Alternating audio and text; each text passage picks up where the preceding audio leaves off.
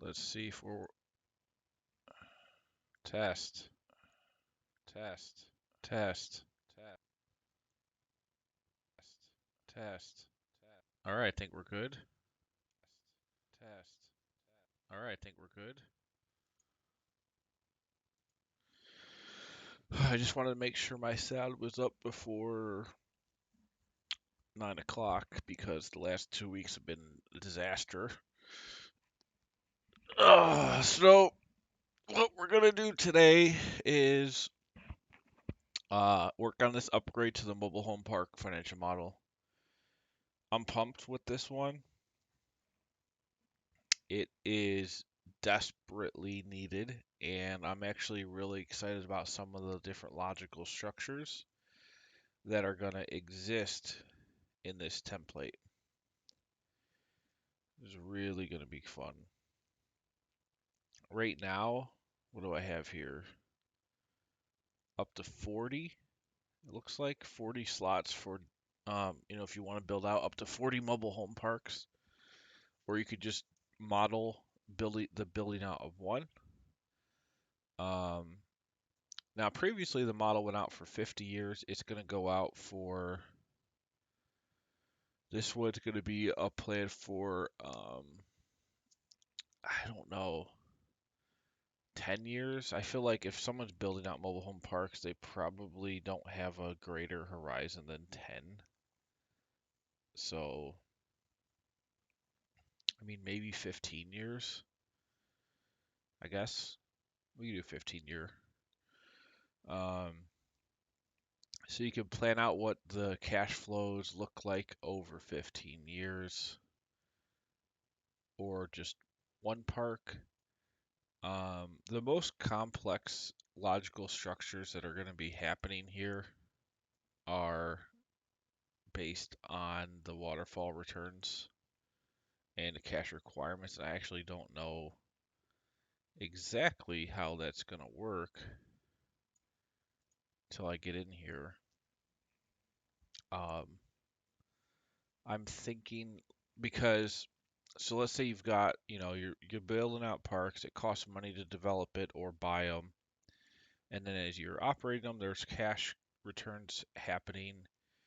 Um, And the big question is, do you make it like a fund and it's just one fund and the entire project for the 15-year period or however long you plan to run the thing is, the cash needed versus the cash return, that's just one set of waterfalls, or does it go individually?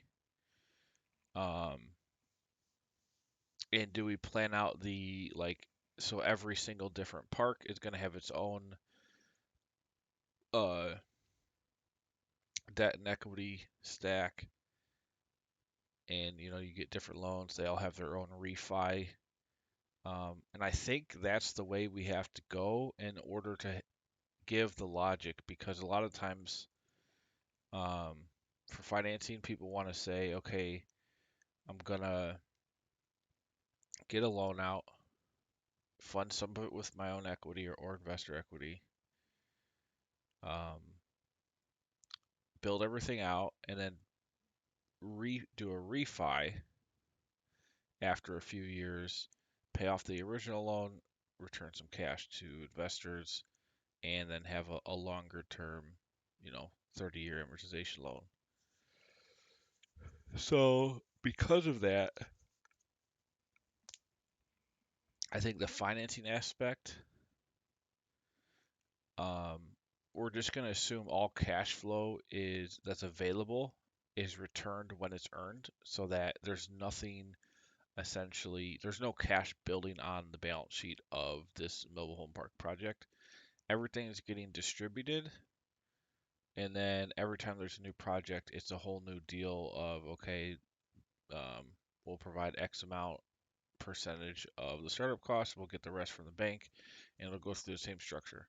Now, all of that can then be consolidated, I believe, down into a final cash distribution and contribution summary, which can then go through like an IRR hurdle waterfall, um, or if you've got a preferred equity. I've got a preferred return and preferred equity model where literally all you have to do is plug in contributions and distributions, and it'll do all the complex logic. But the key is to get to that aggregate figure, which we're going to do in the hard part is refinance logic with loans. That's going to be like the most difficult, I feel like. And you can see we'll have all deals will be subject to an initial loan and a refi, but I think we did logic here to define if there's debt or not.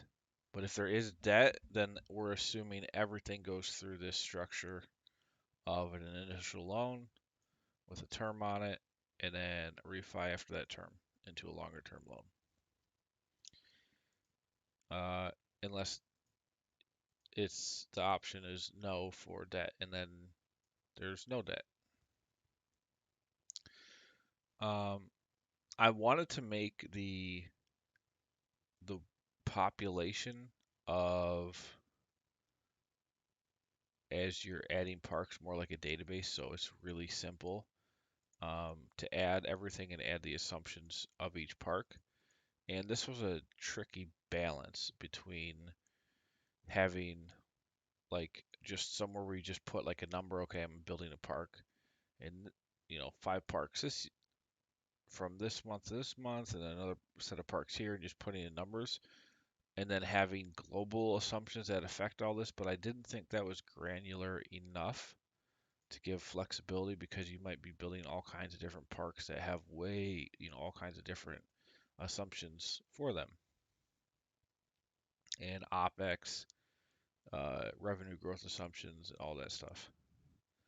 So last week we built out essentially everything I think we'll need as far as assumptions go per park, and we built out kind of this control structure. That's all we've done so far. And I think so. I did the validation 20. I think I did it for 15 years actually already. Count 192 divided by 12, 16 years. Okay, that's fine. So I independently came to around the same amount of years, so I think that makes sense to use that year um, amount. So I guess we can start on the monthly P. This is not needed anymore. This is not needed. This is not needed. Well, actually, we may use this amortization schedule. And this is not needed. All right. So we've got our monthly detail. I'm not even going to call it a P&L detail. It's just going to be a monthly detail. And I want to show two.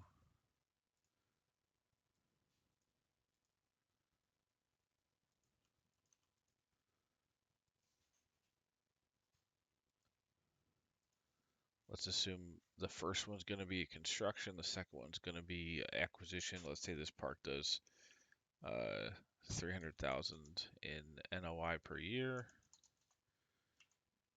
Entry cap rate of 6.5. We're gonna do like some renovations. Let's just say 50,000. We're gonna do the first one's no debt. Let's see, on the construction one, it's gonna be no debt. On the acquisition, we're gonna do some debt. And then let's see. So the acquisition is gonna be, let's just say it's a 200 unit park. Weighted average rents, let's just say 550. In the first 3 years, we're gonna raise it by 3%. Stabilized growth 2. and let's say the occupancy starts out at, let's say it's lower, 70 by 1% per month, and we'll say it's stabilized at 90, and then just whatever management fee. I'm putting 0 for both management fees, and just put in some costs here, expense growth. Okay, I just want to show how this is going to flow with just more than one at a time. So let's get our formatting in. I always like to use, let's see,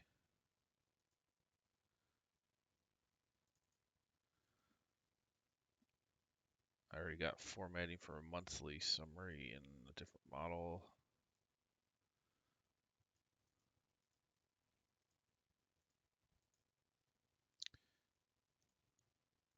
That's all we need.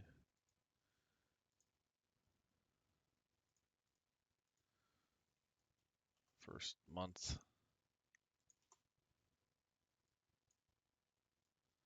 And then we go forward from here. Don't really need to drag it all the way over yet.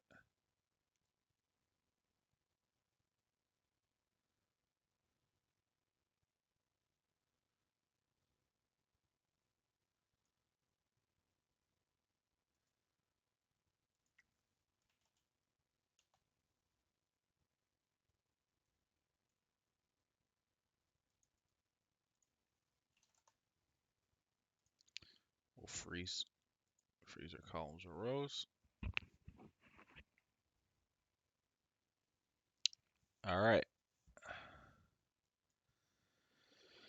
Now, let's see. What's the first thing we need to track? I guess. Oh man, this is where things start to get complicated. Let's just put new park acquisitions.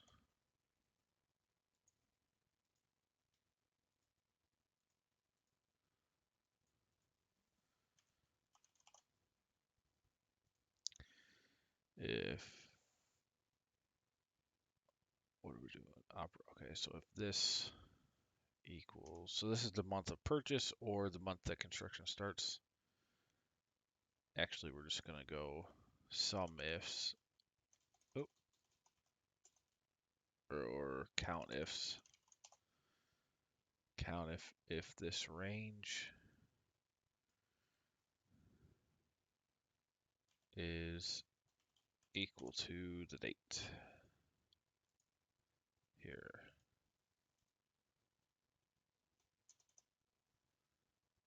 And lock this.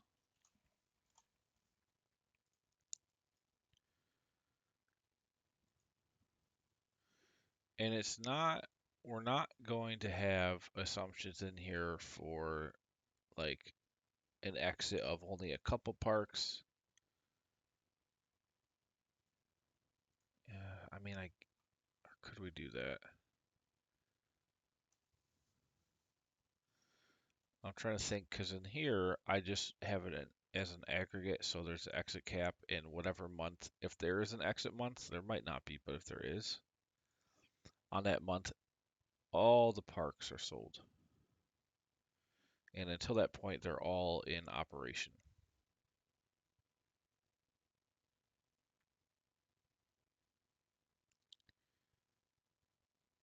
Yeah,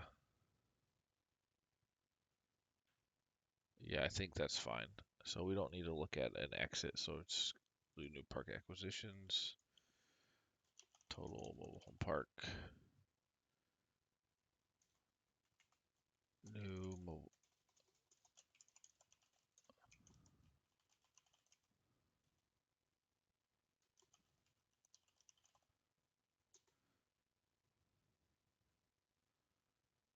We'll put total mobile home park count. Just try to use simple terms that everyone knows what it means.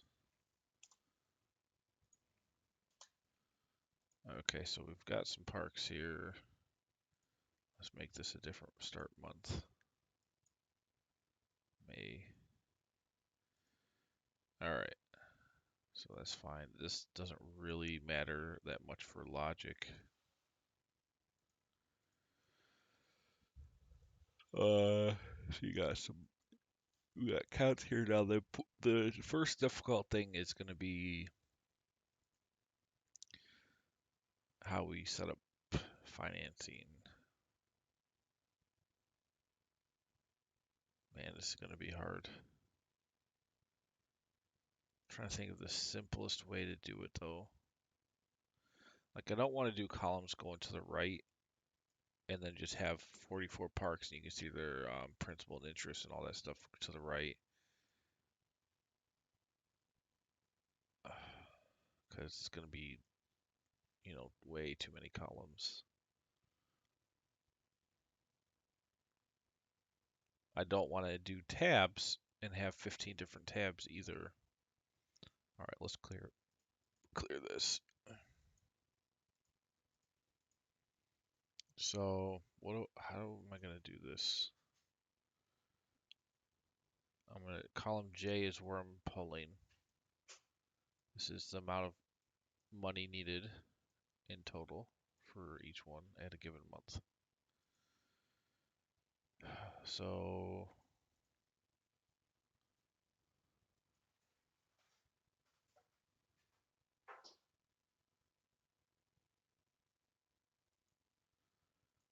let's do,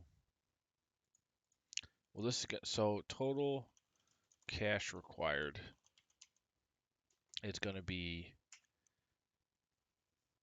shoot, and this should be over more, is going to be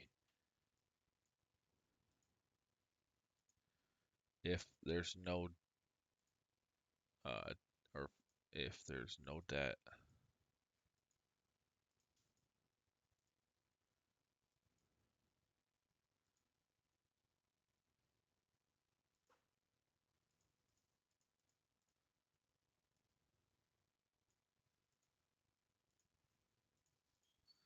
So let's think about this. If there's no debt, then all the cash is just upfront. Otherwise, a portion of it.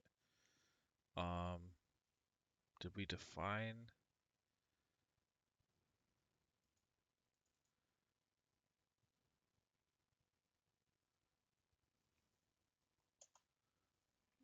Ratio. Where are we? Oh, and also note that on this, you can actually have it so there's only an initial loan, and you could just make this the longer one, and there's no refi. The other thing I'm not doing, which you could, is a interest only loan, like for the initial period and then a refi. Um, Instead, we're doing an initial. Well, shoot. So we could make the initial loan have the option for interest only for a few months. Actually, that's not a terrible idea.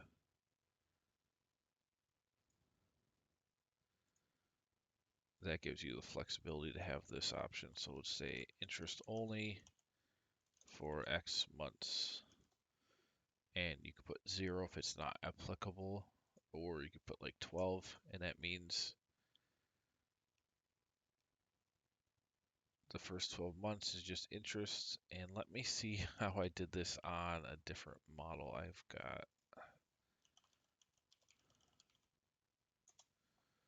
Because the logic is difficult.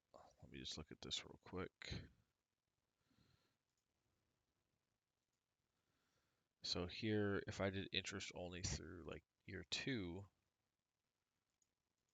how did this accrue? No. Was this just paid? Let me look at the pro forma.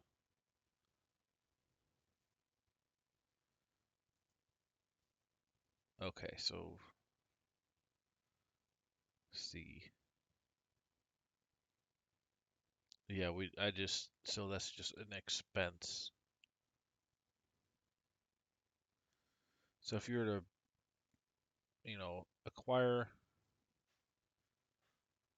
build out, like let's say you're doing a construction loan, you'd have to pay this interest. So that would just go towards the amount of cash contributions that are needed. That's fine.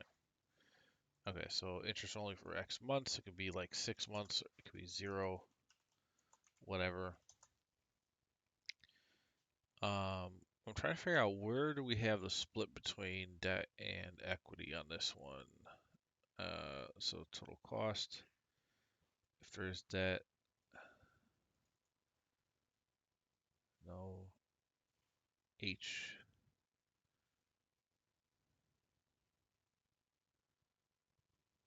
Wait a second. What about the construction?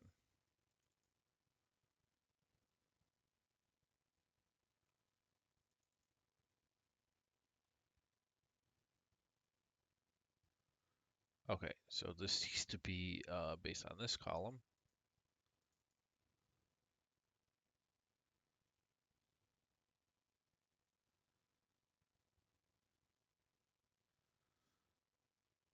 Oh, no, no, no. Okay, hold on. Let me undo this. No. So this is saying you're only gonna get a L. So the equity is based on the LTV. But let's think about this. If we're doing a new construction project, what if there was debt here? What happens? Let's see.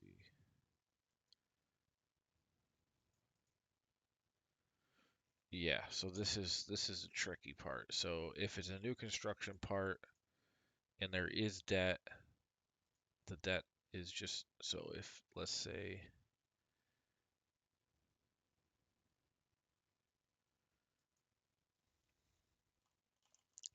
if K4 equals yes,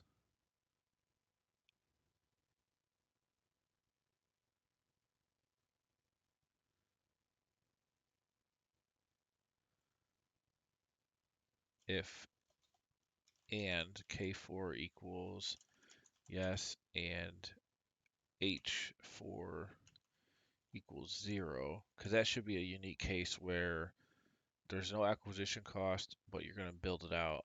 And in that case, we'll do the total acquisition cost times, and then we're going to have to put a new input on a control. We'll put it right here for now, times that. And what that's going to be is how much the bank's going to give you of the total budgeted cost. D25. Okay, so I just want to mark it. So if new construction and financing through bank. If you're doing that, then we've got a percentage of total budget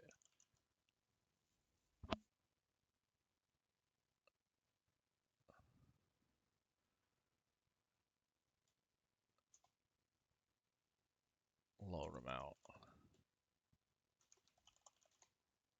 I'm trying to think of the best way to say that.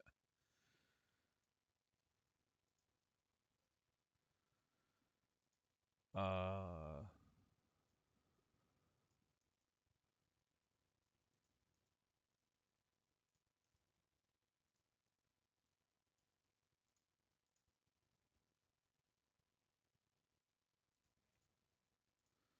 if new construction and financing through bank, then a certain percentage is going to be financed. So we'll just put this as the ratio loan to cost. So if it's cost $100 and a loan to cost is 80%, the bank will give you $80 of the 100. So this is just the percentage of the total construction cost that the bank will lend out.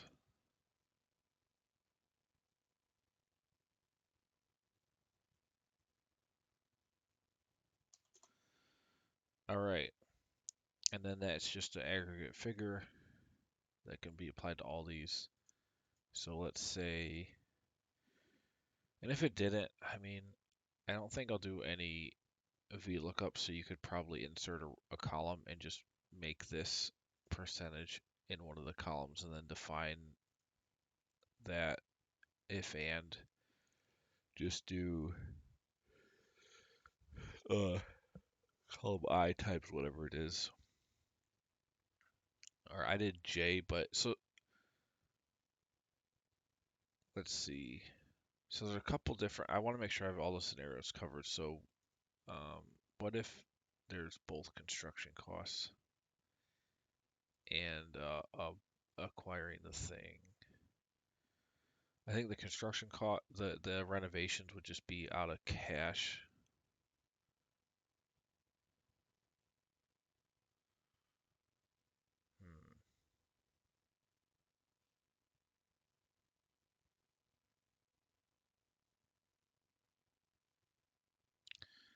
Because there's a difference between building an entire new park and just getting, putting up money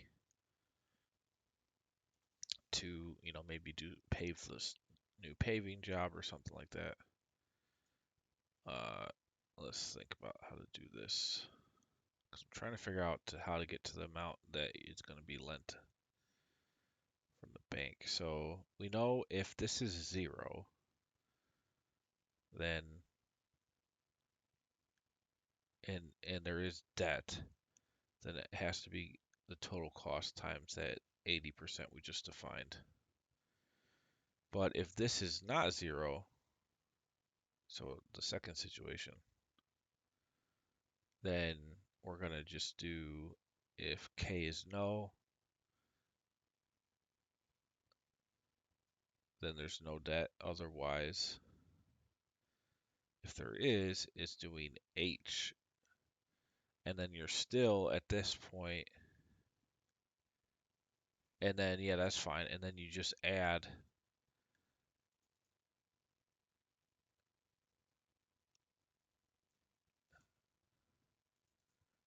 well, then you just subtract the debt minus the total cost. So this 973 is basically saying the bank's going to cover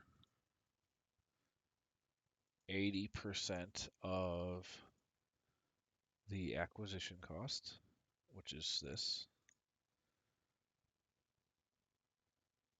And then the remaining amount would be the acquisition cost minus what the bank's covering, 923 plus this construction or renovation. So it's gonna add the total it's only gonna add column I to the total equity needed if column H is 0. Otherwise, if H is anything but 0, or if H is not 0, if H is 0, then it's going to take 80% or whatever percent you put in for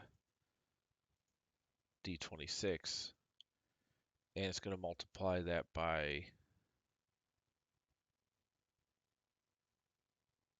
this.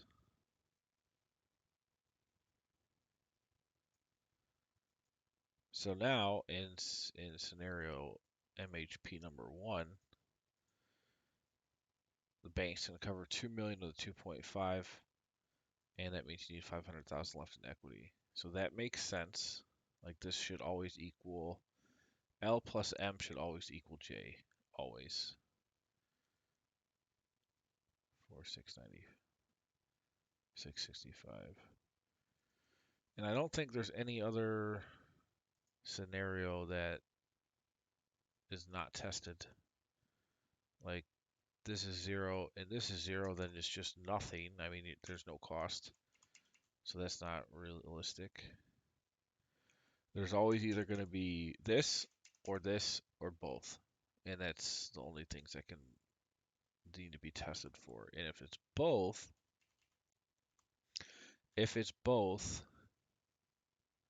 if this is no, then this should just be, yeah, all equity. Let me undo, get this back to where it was.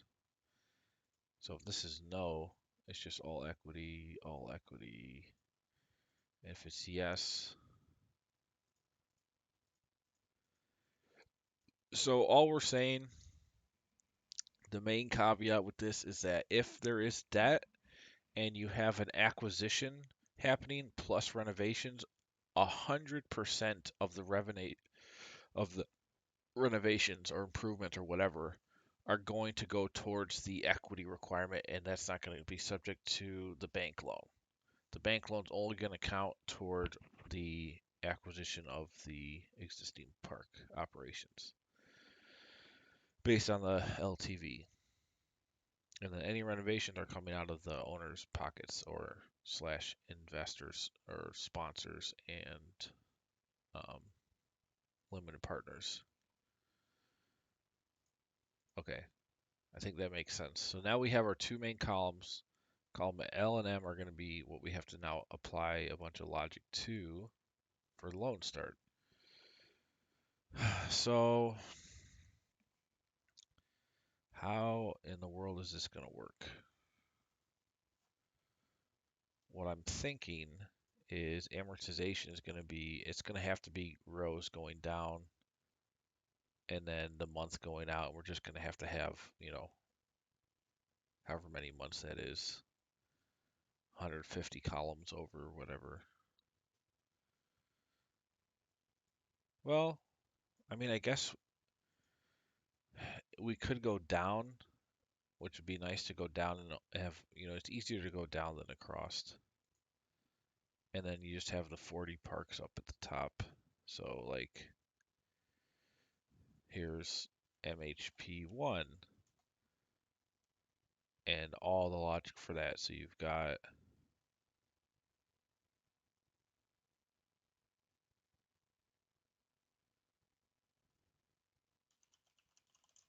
starting balance, principal pay or interest paid, principal paid.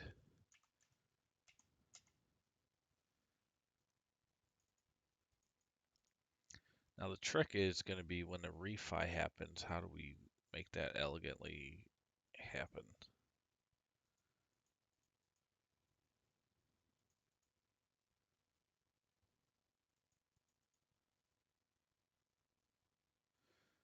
Because then there's an entirely new loan that starts. I guess each one of these is going to have, oh, this is going to be so complicated. Initial loan inputs,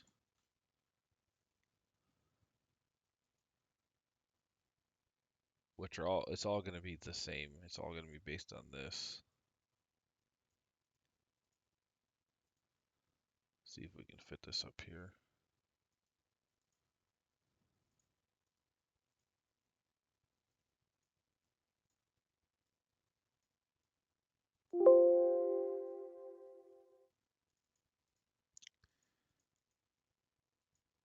So we don't need that. We need this, this.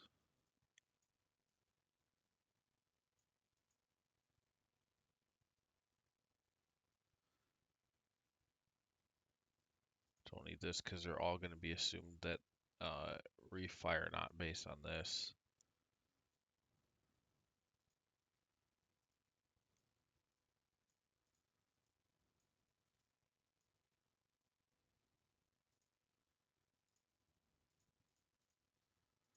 So let's see. So we got starting balance.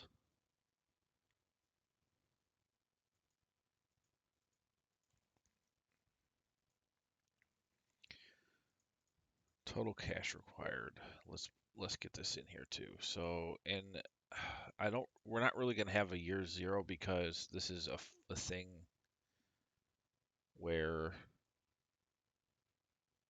acquisitions are happening over time. So we just start in month one.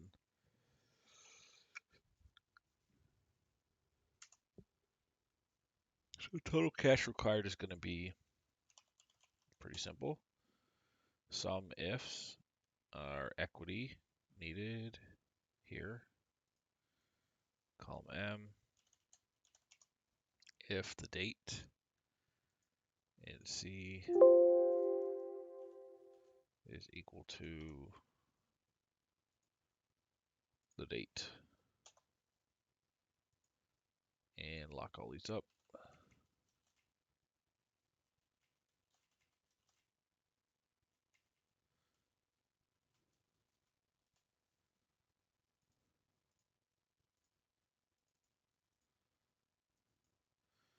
So here's all the cash requirements for equity. That's pretty simple.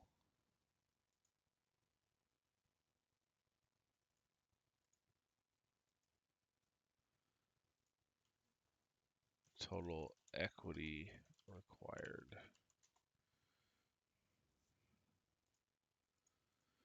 So that's the monies that's going to come from investors and sponsors or the GP and LP. They have to come up with this. This is loans. And then the loans are going to result in a little bit more potential requirement of equity because if you've got interest and debt service that's happening before operations actually begin. Assuming now if your operation starts or as soon as your acquisition, then the debt might not be that bad. Or the extra equity requirement. So we got equity requirement for acquisition, construction, and we probably should break this out. Equity for acquisition versus equity for construction, renovation,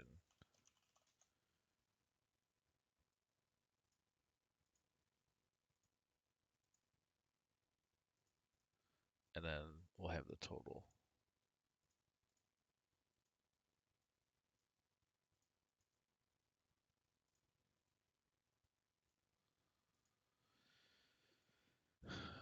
So now we actually want to go H and I. 4665. Yeah, so H is acquisition. And then I would be construction or improvements or whatever.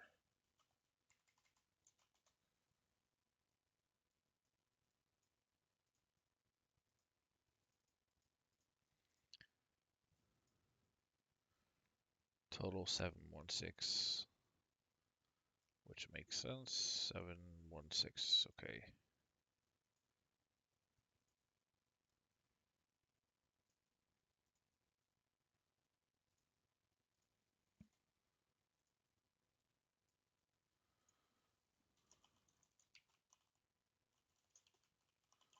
Requirement from purchase building, purchase construction.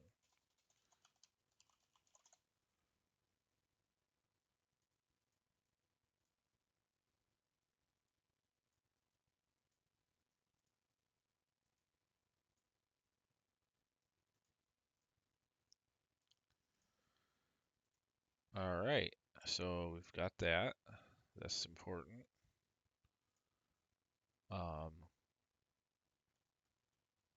So we got our first step for cash contributions. Now,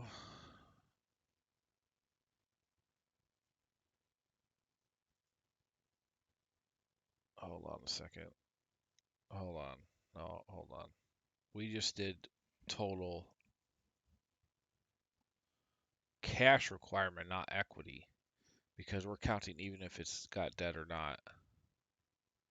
Otherwise, we could just do M.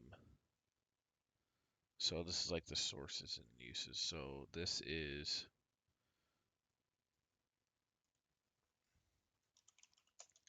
total cash, total cash,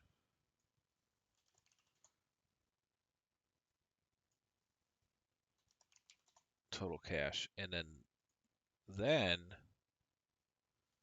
you've got total equity,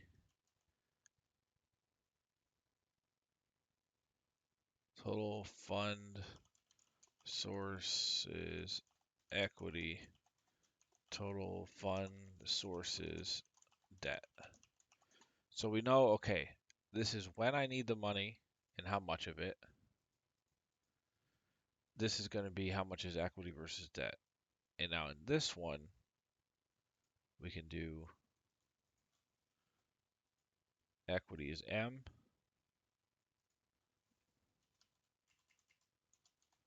and debt is L.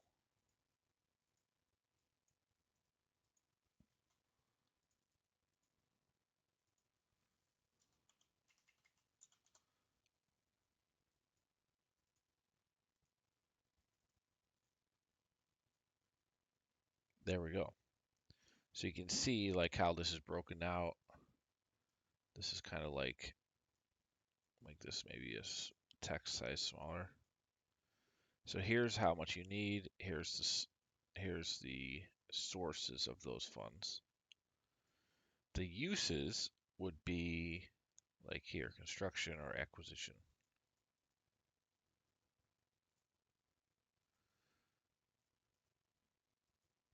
Debt, equity. Okay, so here's how much you need, when you need it. Here's what's coming from investors, owners. Here's what's coming from the bank. We've also got debt to repay or potentially debt service, and that'll go into the net, um, not the net operating income, but just the net cash flow of like you'll have operations, then you'll have interest and principal, and the model will look at an aggregate amount of the debt service and subtract that from it. And also there's a whole bunch of other stuff that's going to be potentially happening in any given month. And that, so the equity could be higher here, um, for like, when you account for, loan payments, and potentially, I don't know, I guess you could have negative operations while you're still trying to turn one of the parks around, which would be accounted for in here. All right. So we have this. Now the hard part, each of these individual, like I don't just want to assume the total debt is just going to keep adding. I think these all have to be separate loans. So let's look here. How we're going to do this.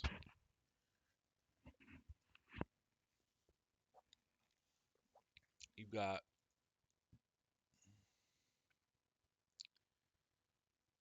like, I guess, I mean, do I literally just do, so these are all the same for all of them. So then can I do like, okay, here's MP1, starting balance, interest paid, principal paid, and just go sideways like this, like go over for one, then do, here's two, and it would just reference the data here down the line. Let's see. So this is one of the most difficult parts about this entire project is this aspect. Let's just say this is date 1, month 1.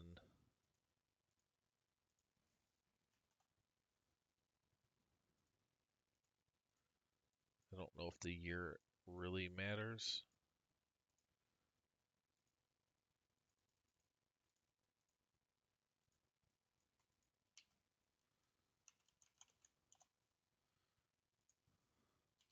Normally with the amortization schedule, you'll go like this stuff that's counting over is going to be going down, but because we've got 40 parks, I think it's easier to put those down and then just go to the right with the schedule.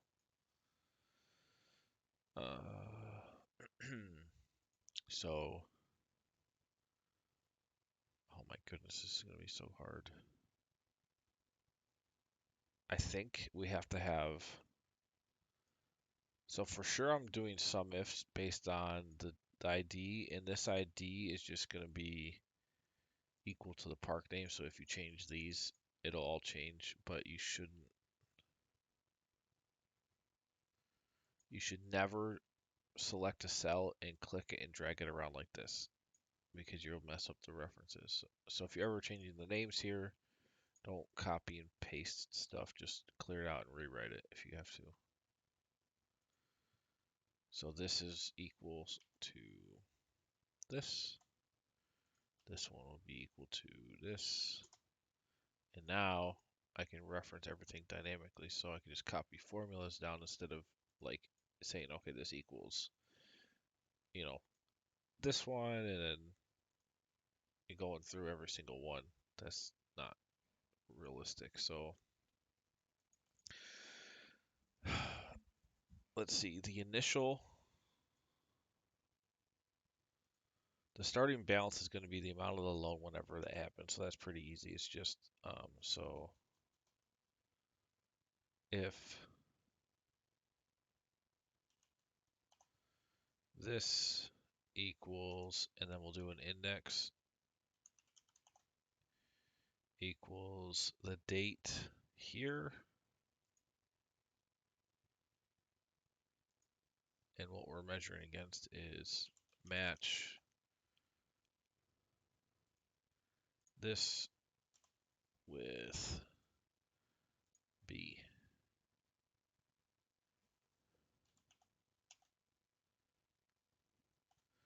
So we're saying if that's true, then what do we want to see? We want to see the starting debt balance. So if that's true, and I don't want to use a VLOOKUP because I don't want to have issues if you have to change column stuff. So we'll do index the debt amount in L if the row matches this.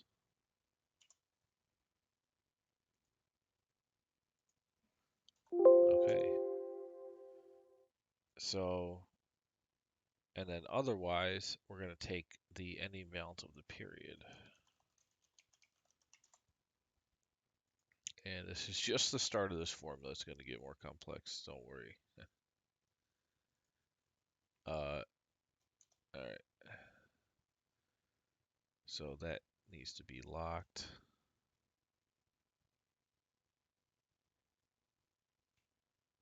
This needs to be locked. All this needs to be locked.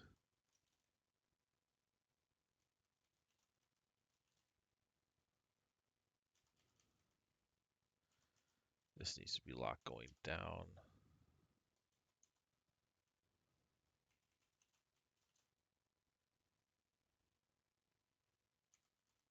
Oh wait, hold on. What was this one? Oh, it's a. Okay, no, that's locked going both just over. So there we go. So it's saying March we have the money coming in for that. So the loan will start, and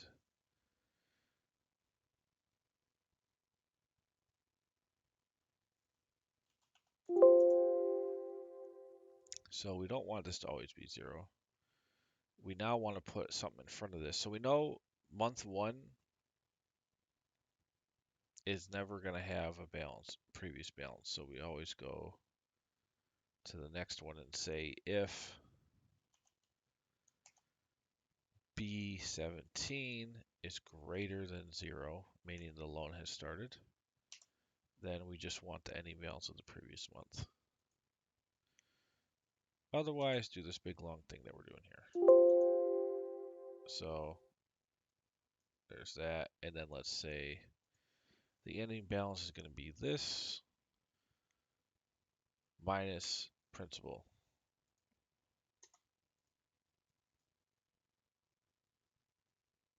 Oh my goodness. Shoot, we got hidden columns in here. Unhide all that. Make these all the same width. It's going to go over forever.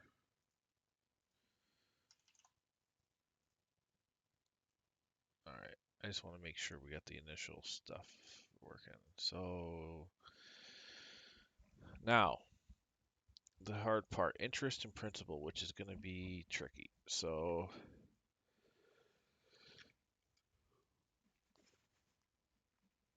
there's a lot of things that make this hard.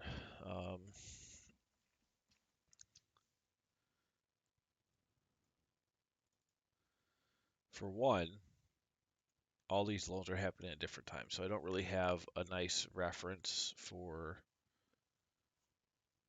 the life of a given loan term.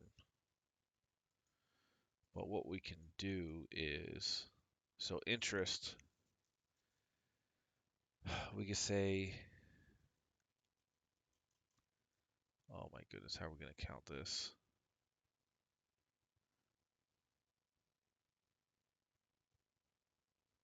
Uh, oh, this is going to be a doozy. So we have to say, if we're going to do interest only and have that logic in here, and I think I'm going to keep it separate. So like every park is going to have the initial loan, and then if they have a refinance, a second one. If no refinance, then the second one will just be 0. But I think we definitely have to separate those out.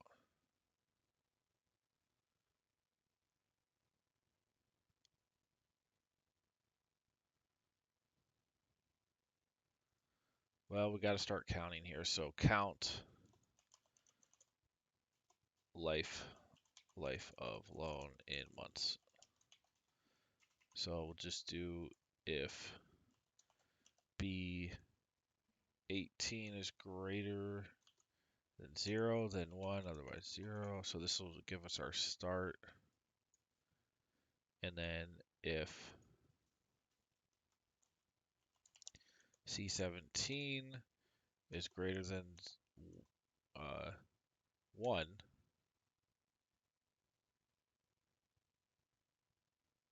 no, greater than 0, then C17 plus 1. Otherwise, do that. So now we know, okay,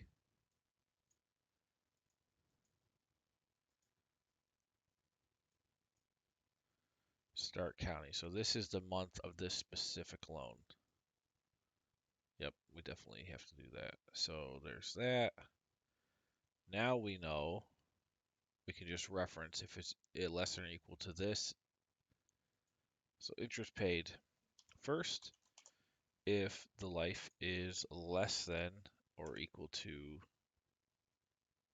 this. Well, first, if this equals 0, then 0. Otherwise, if this is less than or equal to that, then we're simply going to go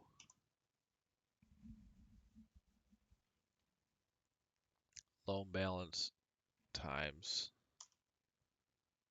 interest only rate, which we got to put in. Otherwise 0 for now, but the 0 is going to be a payment or thing later.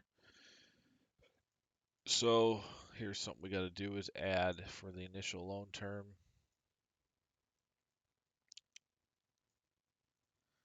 The interest only rate is likely much different than the amortization rate. So put that up in here. Let's say it's like 8, whatever. And this is all annual. Annual rate, annual rate. All right.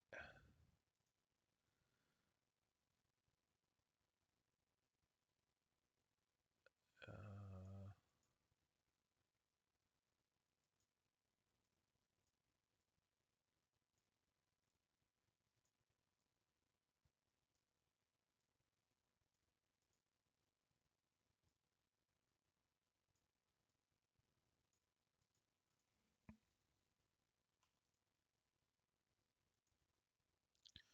all right, so we can just reference that, all of this.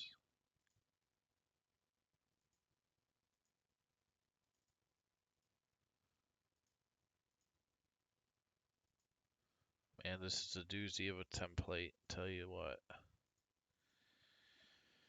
So six, is that all amortization term? Da, da, da. Refi is not even gonna potentially have interest only. There's no reason for that. All right, I think we're good there. So multiply it by this rate divided by 12.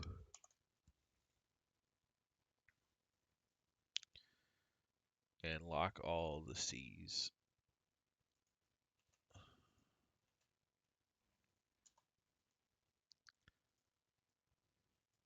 So here you can see, okay, we're paying interest only. The balance is not going to change. For the first 6 months, you just pay this interest. Now, what happens when we switch to amortization? Well, now you start paying interest and principal. So, in the way that affects the interest column is now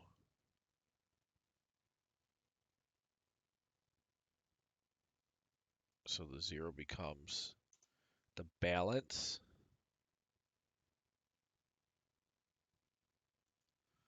times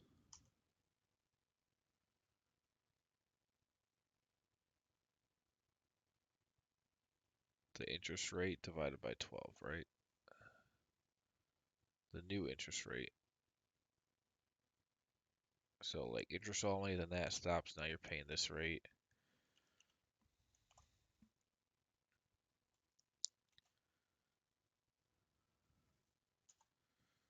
Okay, so that's the interest that's accruing. It's all well and good. Now the principal repayment. So here we need to know. So we're gonna have to actually do two of these. So we got the life of the loan, but that's including interest only. The actual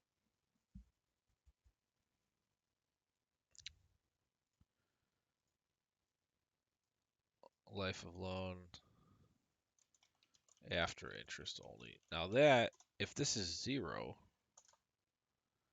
then right off the bat, it's amortization, so this is going to be 1. But if not, what we have to do is say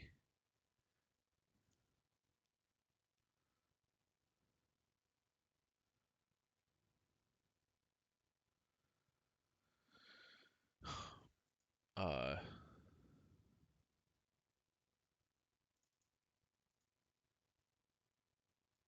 put this over here.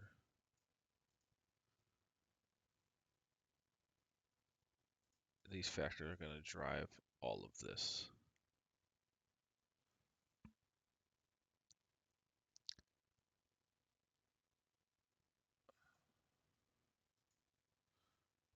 And let's keep this reference for this.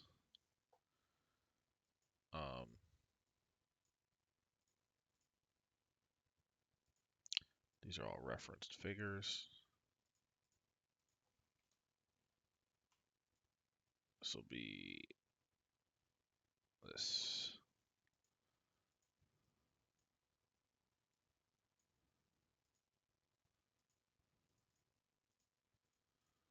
All right.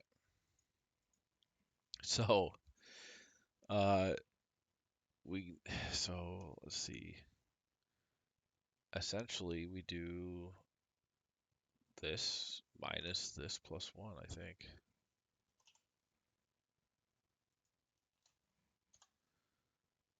And then if B18 equals 0, then 0. So now it should start counting.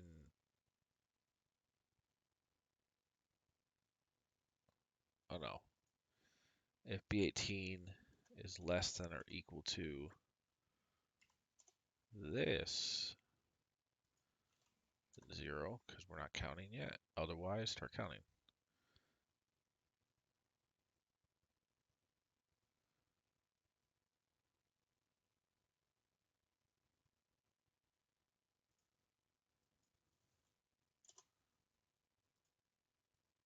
We don't need the plus 1. So 6 months interest only, month 7. Okay, now this is the first month of the first P&I, which will go until the term is up. Do we put the term in here? Yeah, 4 years. 30-year amortization means you pay P&I based on that, but then so this would be the 48th month. In month 48, you now do a refi where the refi pays off this balance. Anything extra is available to distribute to investors, sponsors, just cash flow. And then you pay off that second loan instead of the first one at whatever the refi rates are. And if you're in an environment where you don't think you're going to be doing the refi, you can just set the refi to no. This will all zero out, and then you just have your initial loan. You don't even have to have interest only if you don't want, or you could, and then this will be that term. I think that's enough granularity to cover at a high level most cases that are doing a little bit more complex financial or financing. Alrighty, so now that we know the date, now we can start doing the principal. So the principal calculation is only going to start when this is 1 or greater. So if this is less than 1, then 0. Otherwise, we want the payment, the principal payment, the rate. We're doing this by month, so the rate is going to be this divided by 12.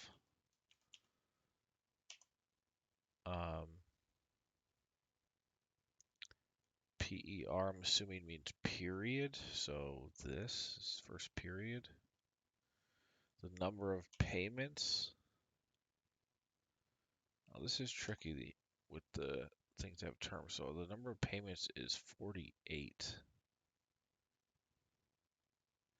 No, this is amortized, so the number of payments would be 30.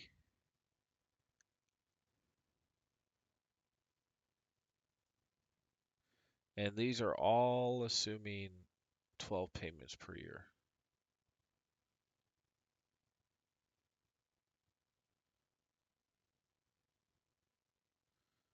Right? I guess we could update that too.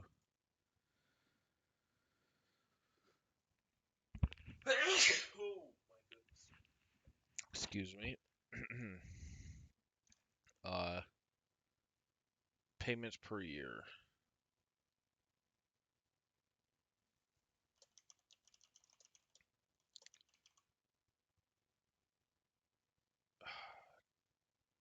That's going to mess too much stuff up, I think. So these are all hard coded at 12.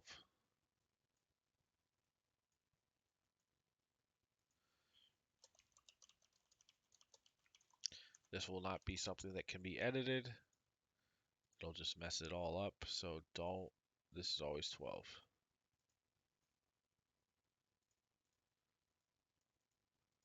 both. Okay. So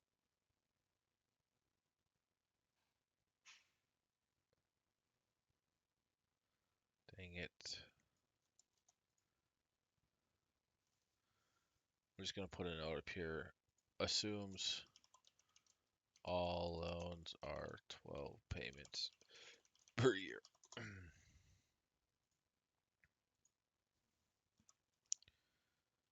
So number of payments 30 years times this.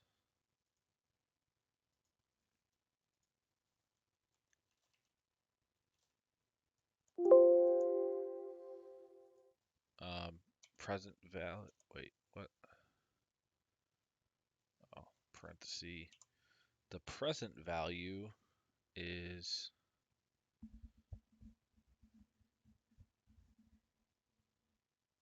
negative.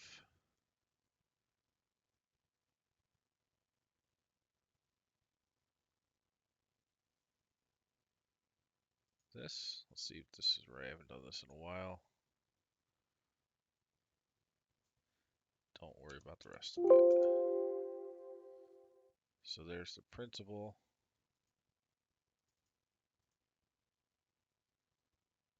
And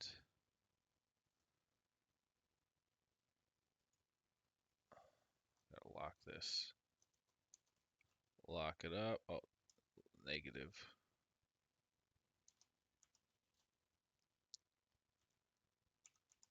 What else? B4's got to be locked. B6.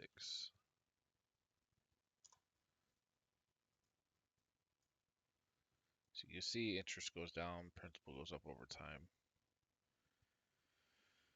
Well, so I'm kind of curious. So this is going to say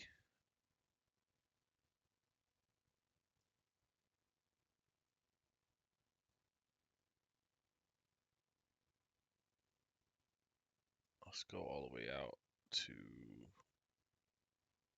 38. Let's see, that's what's the last date in the model? 37.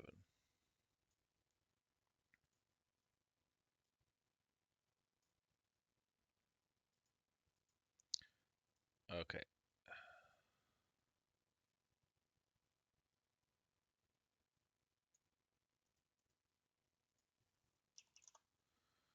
So I think that looks right.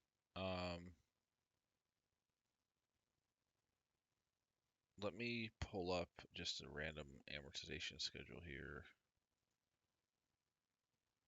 and just double check it.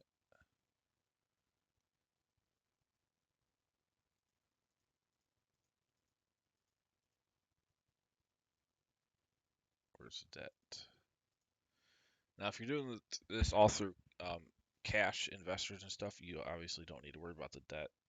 But I think it's worth having it in here just in case, because a lot of people do use bank loans and stuff with this type of deal. Let's just put in the same input. So it's a 30-year at 3%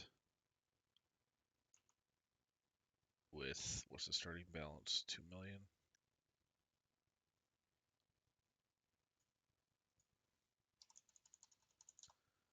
Just want to make sure this is the same. All right, so the first payment is 5,000 in interest, 343. The payment is 8-4. All right, principal is 3432. 3431, 958. Okay, so this looks good. Okay, so that's the right amortization. However, we now are saying, let's drag this all the way over here. Um, let's say this is only 5. Just want to make sure. Oh, what? What is there a circular reference about?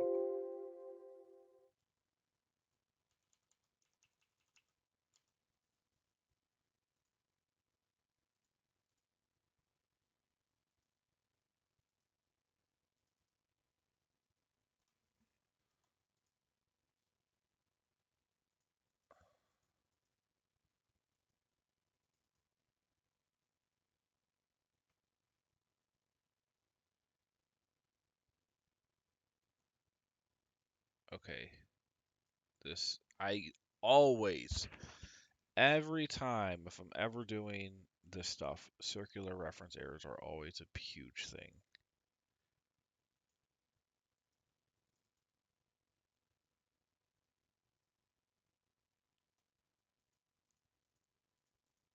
I don't understand why hard coding in the value, like what is, okay, so this is a problem here. So we're saying, can't just drag this over.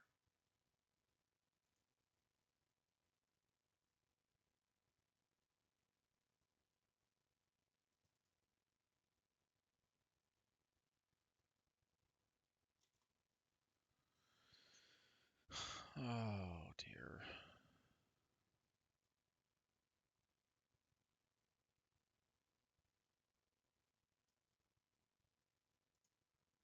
5, 1, 2, 3, 4, 5.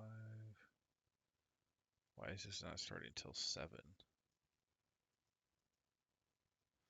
Ah, here we go. Okay, so this should not be locked. This is the present, so this has to be over here. My bad.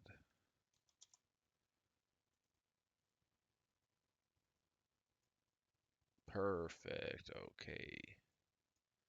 Drag this over.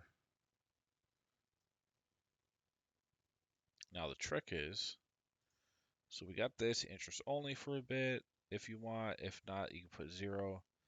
Then you start on the initial loan, and then now we have to figure out, well, what happens at the refi? Well, the principal goes up, which means the debt service payment will go up for this, but there'll also be a cash influx based on whatever the NOI is of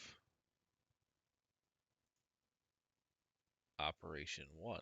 So we won't be able to do all of this yet, but we can at least get the trigger in here. So let's see. If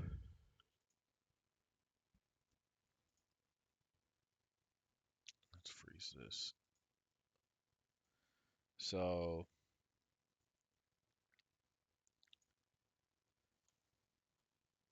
if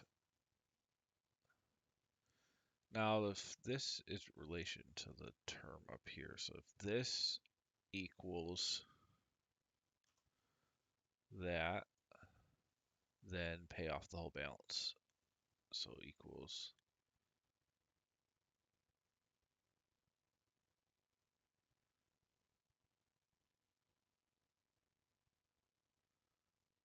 pay off the balance plus the accrued interest. Otherwise, do what you've been doing. Now let's see if that worked. So this is going to be, let's say it's interest only, let's say the term is 4 years, so we only got to go out 48 months. Let's just,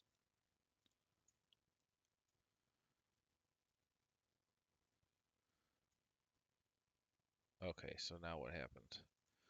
So this paid off the interest, all the principal, ending balance. Why is this negative? This minus that.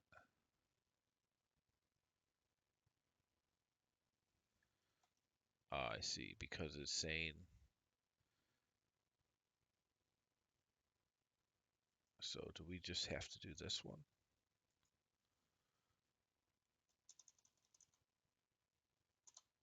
Up. Okay, so we just have to do pay off this because this is already subtracting out the interest.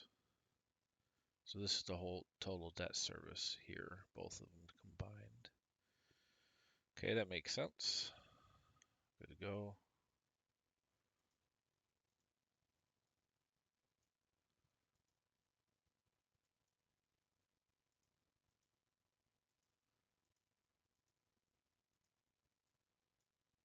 That's fine. I think this is the only one I can't really, yeah, I can't pull that one over. The rest of these should be fine.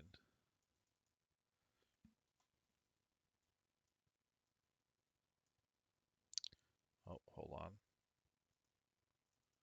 This one is this. So that can go over. I believe this can. This can. This cannot.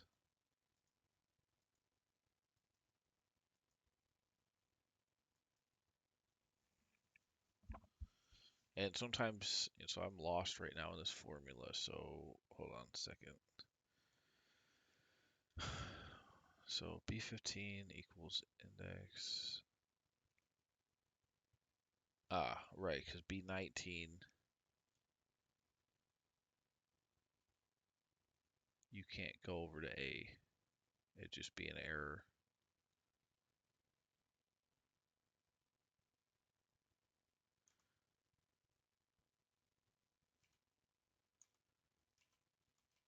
Okay, that's fine. I just want to make sure I drag over everything that's needed, and the first column still can work as it's needed to be.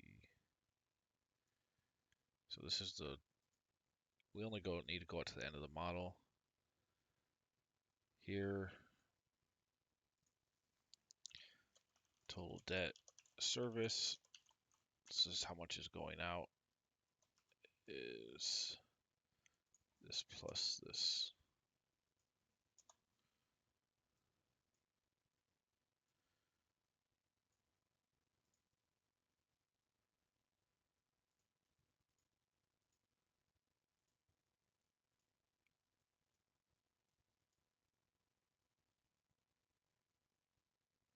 What?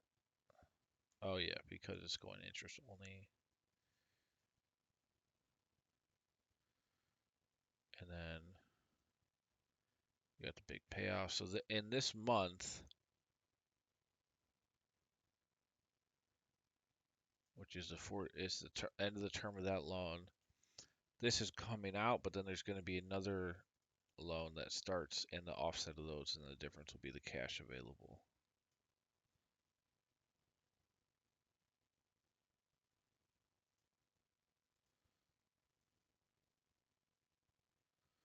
So now I can't really do the next part. Oh my goodness, I'm just thinking about how we're going to have to do the pro formas for all 40. Oh wait, I can actually I think I can aggregate all of those, hopefully. Um, all right. So this is good. This actually wasn't as hard as I thought. And what do I need to reference here? So this one references the name. Oh, just that one. And everything else is just based on that and this, which makes sense. Basically, I just need the starting balance. All right, so that's the initial, and then this would be the refi. Then once it's done for one, it'd be really easy to do it for the rest. So let's just drag this down.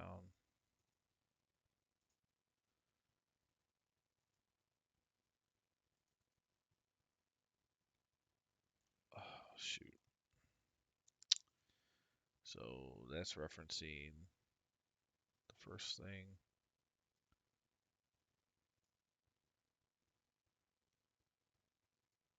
Well, no, I don't need this. Interest only is not needed.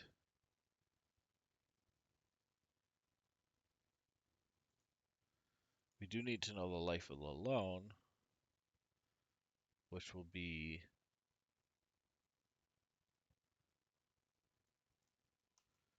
if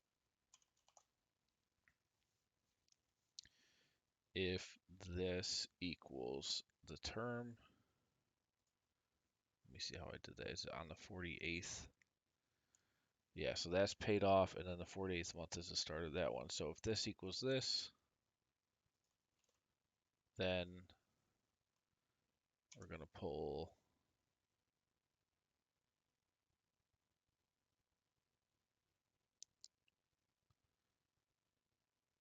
what are we doing?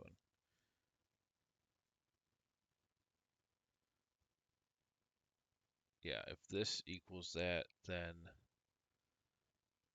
we need to know the refinance, which is going to be annualized NOI divided by the LTV. So we actually don't know this. We can't do this yet. And then starting balance is, oh no, this is actually what we're going to do for the starting balance. Life alone will be, I guess, well, this doesn't really matter. We can figure that out later. Interest will be easy. Principal, yeah, okay. So we can't do this until we get NOI for all these setups. So let's try and look at, so we've got mobile home count, we've got cash stuff, we've started on our debt service, which can be aggregated. Next part, I need NOI for every single one of these. So I'm wondering, let's keep this down further. Technically,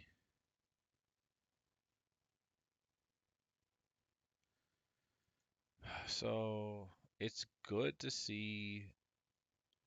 Oh my goodness, no, we're gonna have to have separate for all these because all the revenue stuff.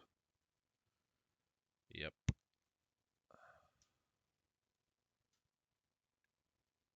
yep, that's gonna be complicated. Okay,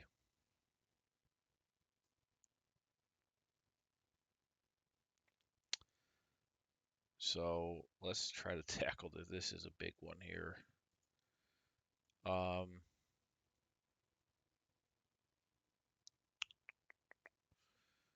I need to get revenue, which is gonna start here,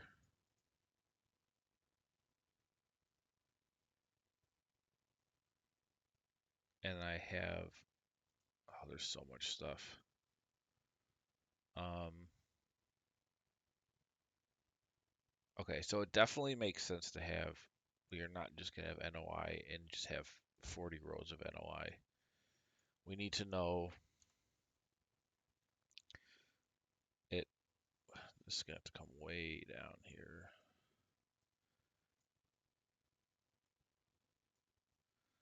So we need to know mobile home park 1. Unit count, no, life 8, lifetime.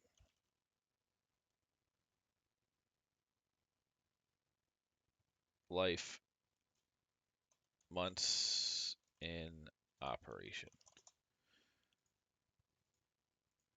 So we're gonna do this for every single one, just like with the debt. So if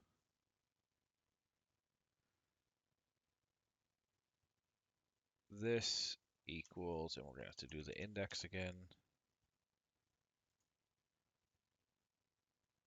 the date, now we need operation date, E,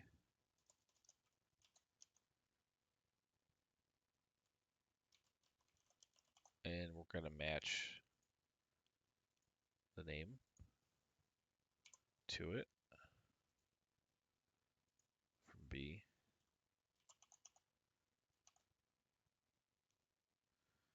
If those match, then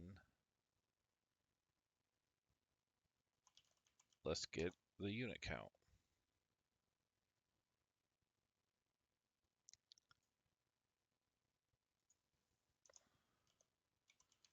Match again, um, this. And the reason why I'm doing index match, it's going to be a lot easier to reference that as I drag all this stuff down than to re-reference it all. So reference that based on this matching. So that pulls our unit count, and that's the max unit count.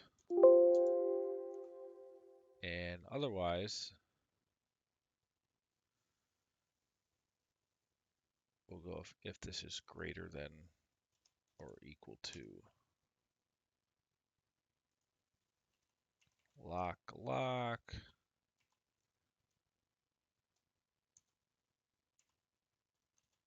What's C10? Locks that way. Lock, lock. This C10 lock again that way.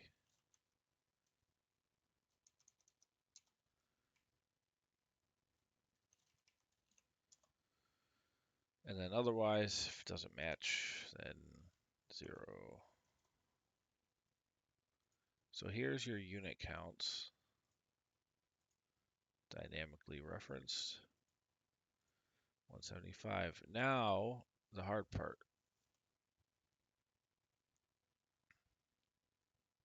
So, oh, right, because I wanted to do that to get months. So unit count, max unit count.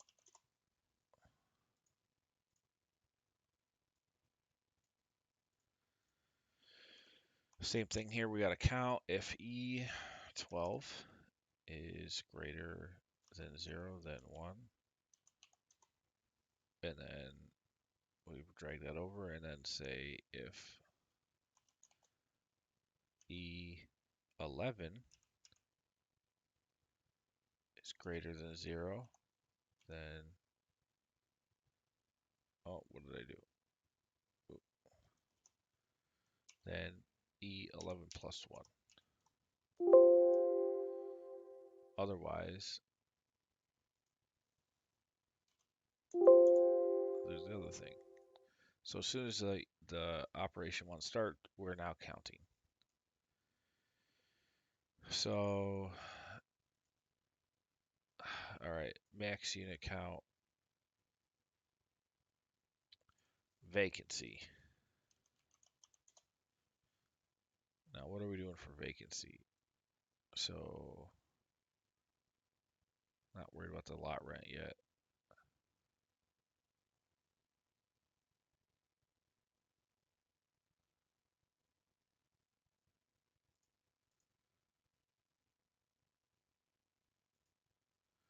Initial occupancy. Okay. So we can reference the 1 as the initial. So if this equals 1, then let's get the occupancy.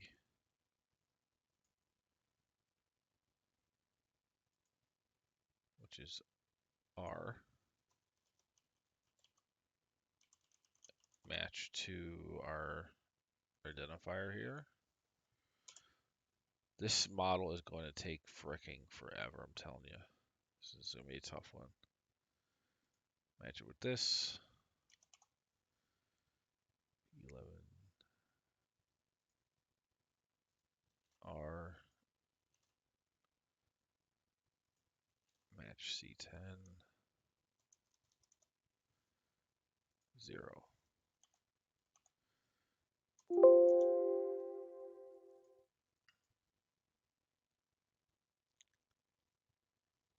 Oh, what happened?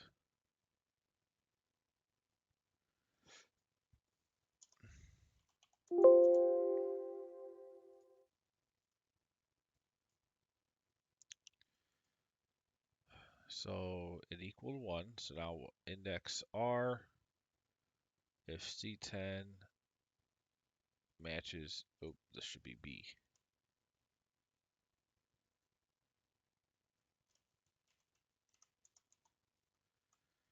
So 80% for MPH1. Is that correct? Yep, 80%. So occupancy starts at that. And then now we say, so now we have a reference here when it gets to 1, but now what happens after that? Well, we'll do if H13 is greater than 0, then H13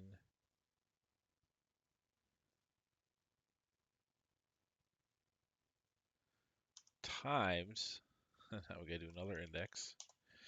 Now we gotta do times the occupancy improvement in S per month. S match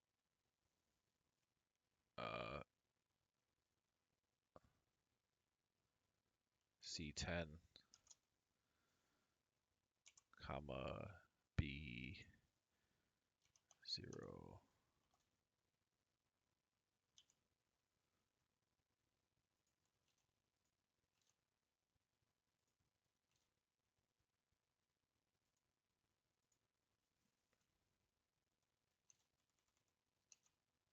And we're gonna do this times 1 plus the rate.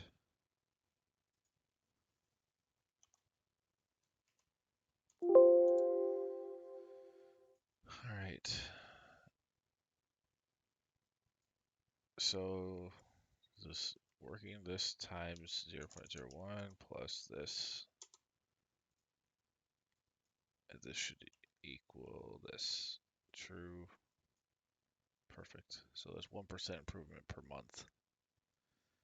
Now that's kind of high. I mean, you could probably put it lower, but the key is it's an assumption that you could put to whatever number makes sense. Let's say this is 0.1%. So you're starting at 80, you kind of move up over time because you're improving the park or whatever the case. The plan is you try and increase the occupancy. If you don't think you can, you could put 0%. Or if you think it's going to go down, you could put negative for whatever reason. Say you think you're going to actually make it worse. Yep, that would work fine if you want to do that, or if that's the case. All right. So we have max unit. You have units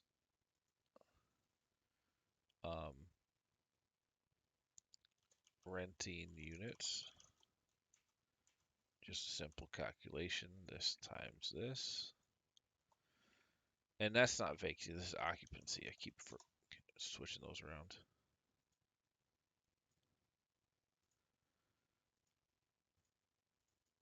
All right. And now the max is, now this is funny. So we actually have to do,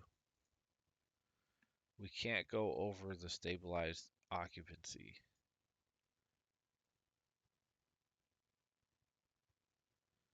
So it can increase at this percent per month, whatever it is, and start here.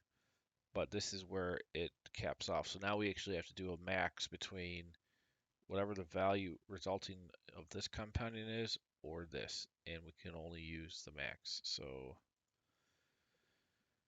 this will be a fun one. Let's put this higher so I can test it quickly.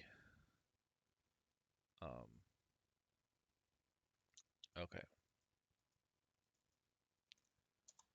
So yeah.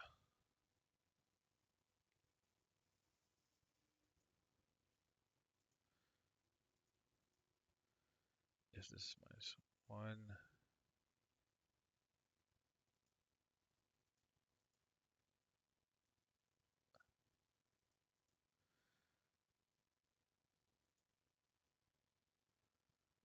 This times that. So actually, so we have to do the minimum between between this whole number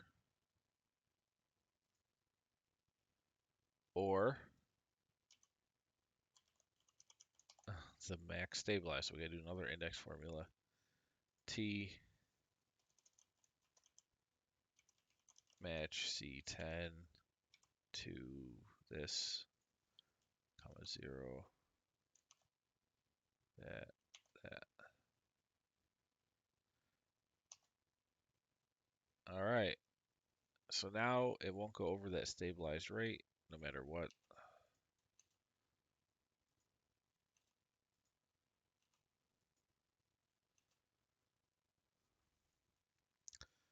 which is 95. So now no matter what we do,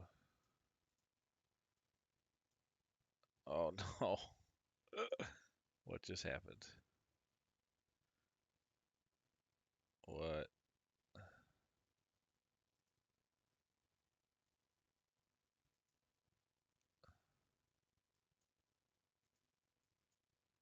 That's fine, that's fine. Okay, here we got an error. So H13 greater than 0.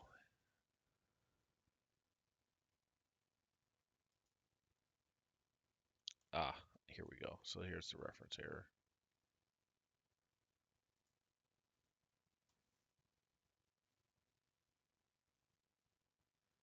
This has to be B and it has to be locked.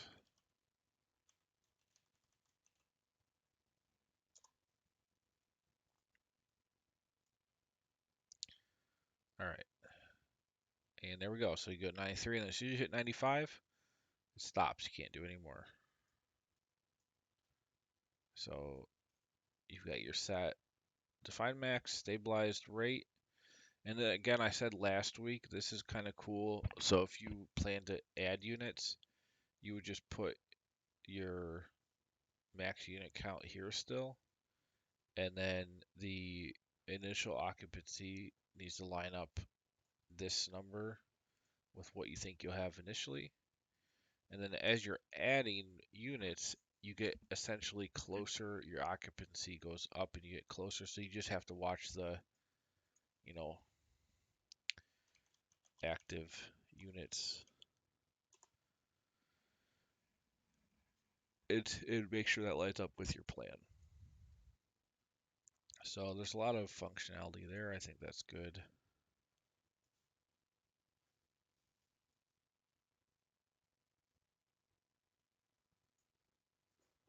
Um, Now we can do revenue. So months operation, max unit count, active units.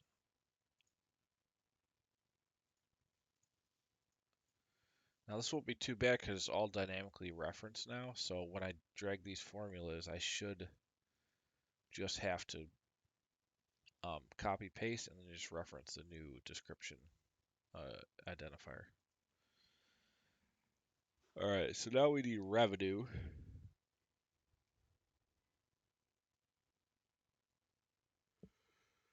Ugh. Um, so, all right, so we have to actually have a base. So average monthly lot rent, which is going to start out if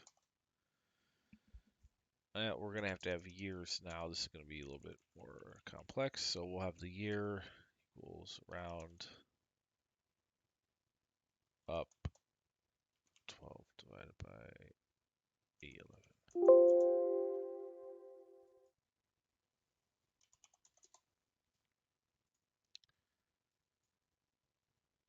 Oh, wrong way. 11 divided by 12.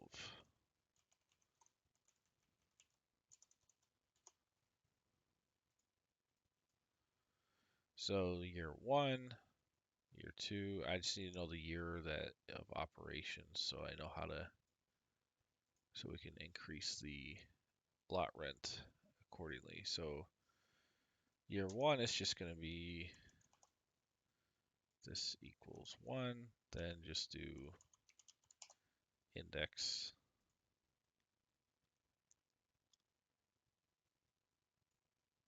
O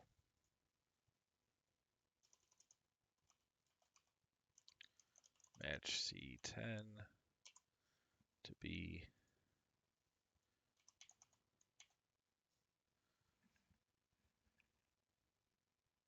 Now for this,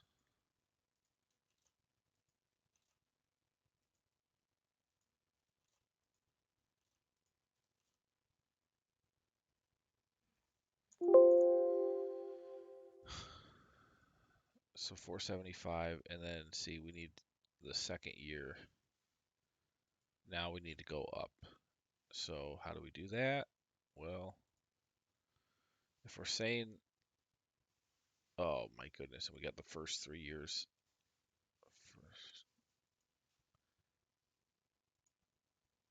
Starting.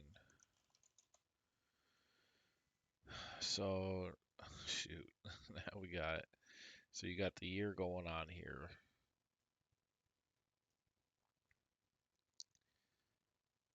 We need to know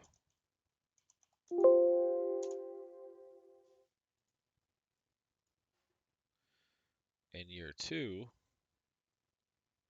and for the first, here's what's complicated, for the first 3 years, so we're going to go annual growth.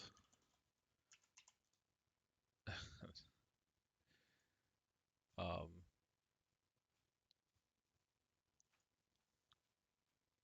if this is less than or equal to 3, then do another index and pull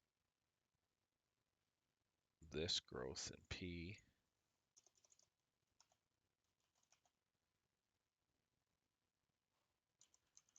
Match C10 to that.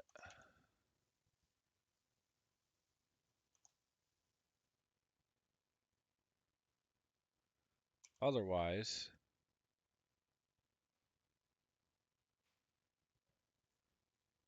do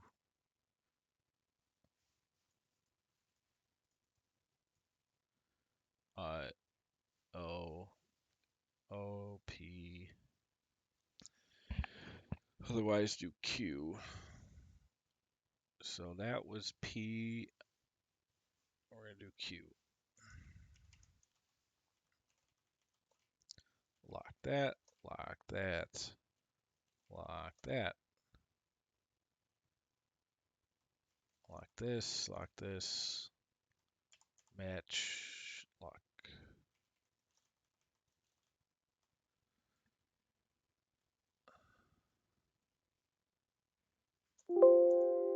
So, and then we can just put a little thing if E10 equals 0, then 0.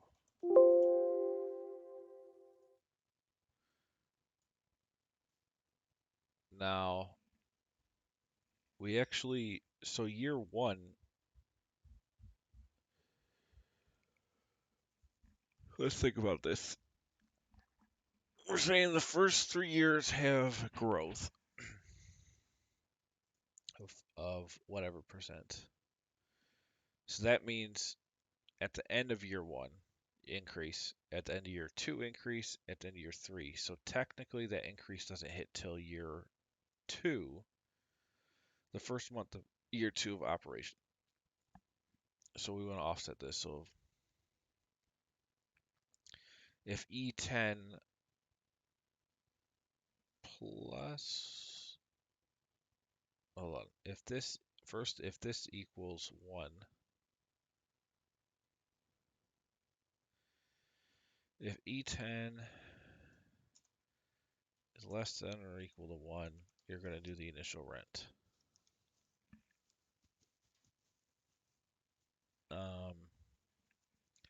If E10 is less than or equal to 1, then no growth, otherwise do the growth. So this should go in year 2. 5% increase, and yeah, okay.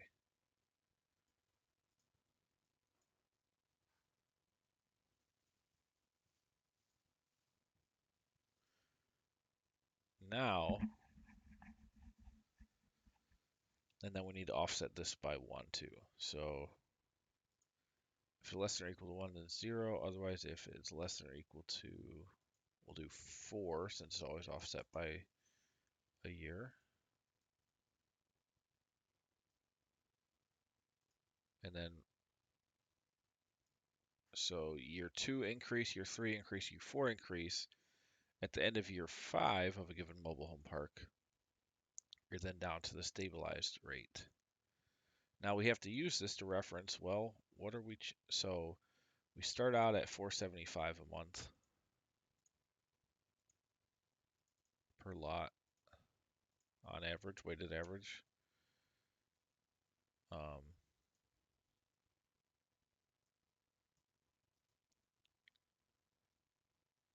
Make sure all this is making sense.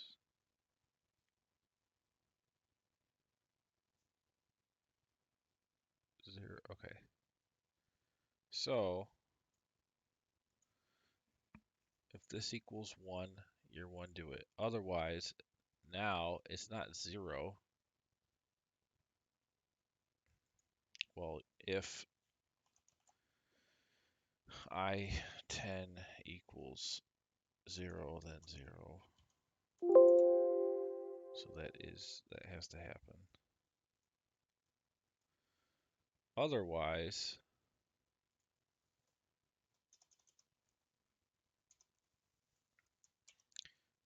do the initial.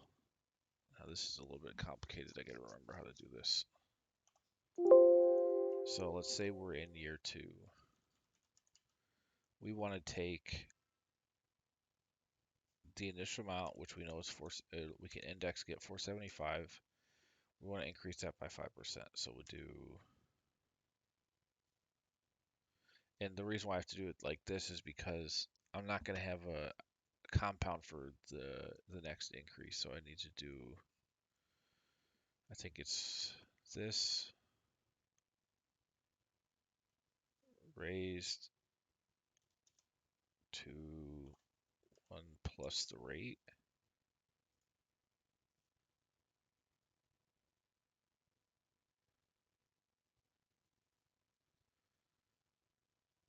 And then there's something with the period. So we're essentially, I can't remember. What is this? So that,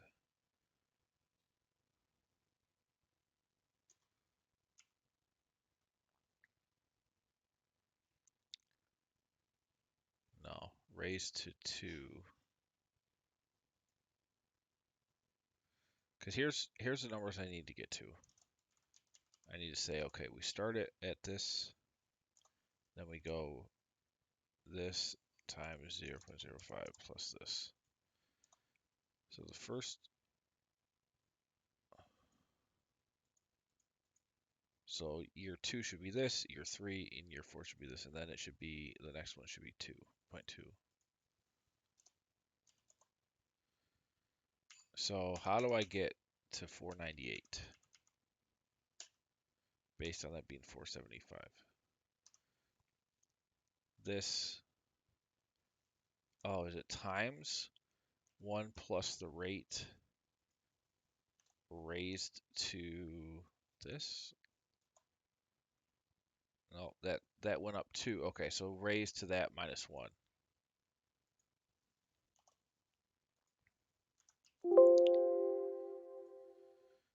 498. Okay. And then in year 3 it should be 523. Just make sure. No, hold on.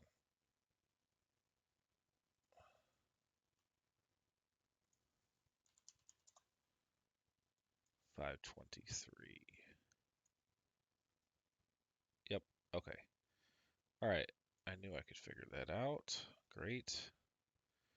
So now let's keep this just so I can reference it.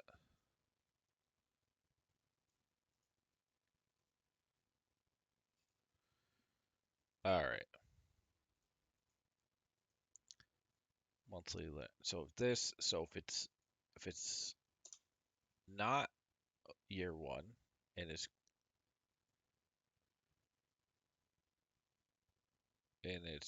not 0, then take this index amount, 475, and do this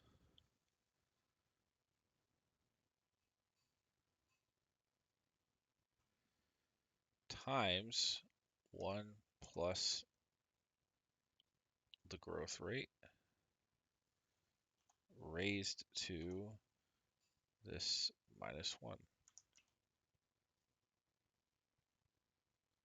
Why am I in the index match still?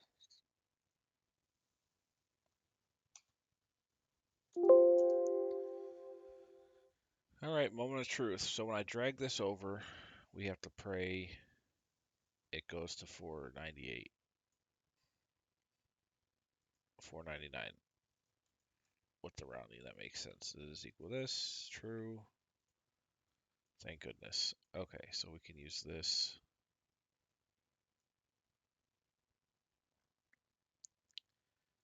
And then, I guess you can use it for this one too, but if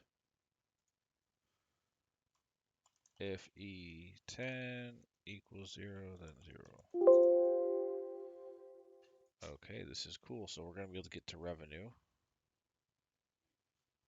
524, is that right? Yep, 524, 549, and 560.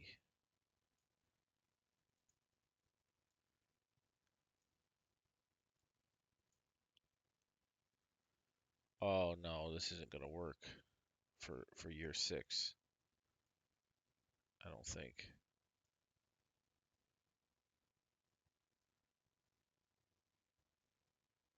Or so when we get to 2, all right, so here's where things get super difficult.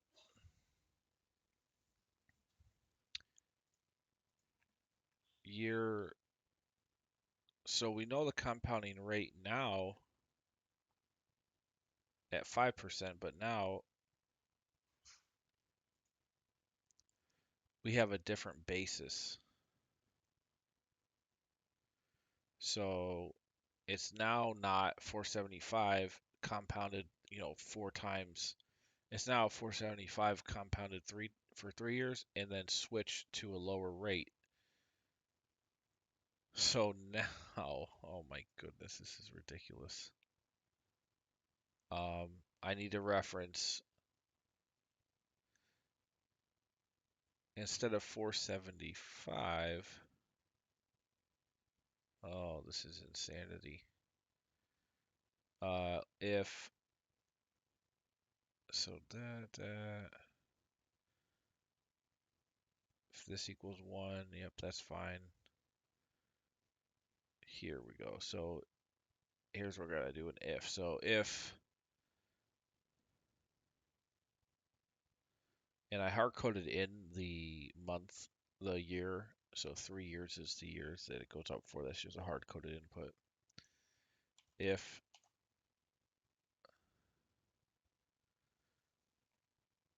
so, 3 years means end year 2, end year 3, end year 4.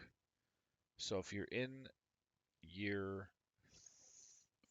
5 or greater, so if this is greater than or equal to 5, then um,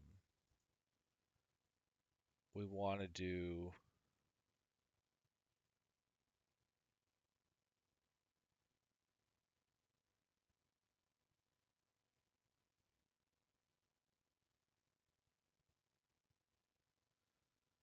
trying to make sure this stays dynamic. If this is greater than or equal to 5, then I guess take the max of all the previous lot rents,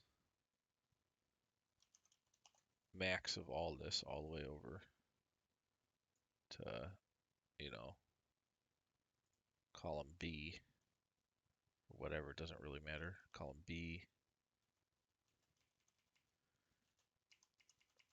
take the max value, so it's always going to be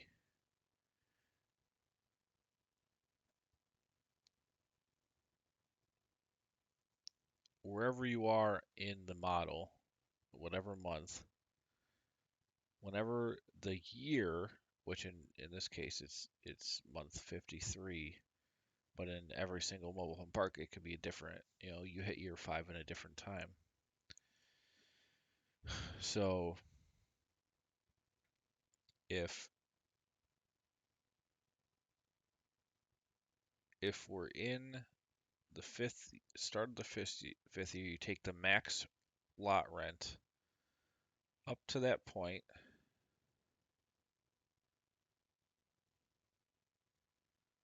and then you times that by 1 plus this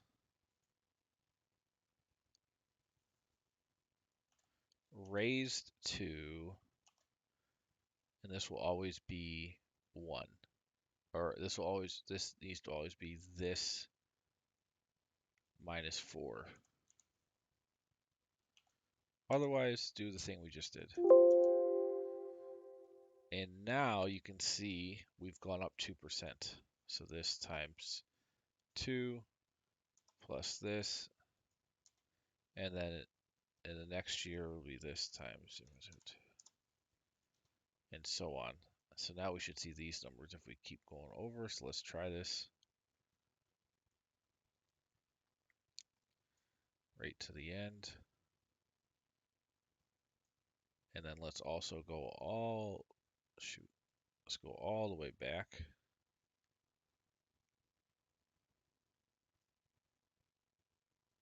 Looks good.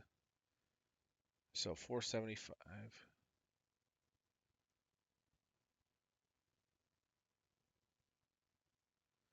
All right, let's change some of these and see if it works right. So now let's say um, let's say the start month is the first month. Oh no, no, no, no, no, what happened? Where's my error? Let's see. What did we do? Oh, it was so close. I felt like something must have. Okay.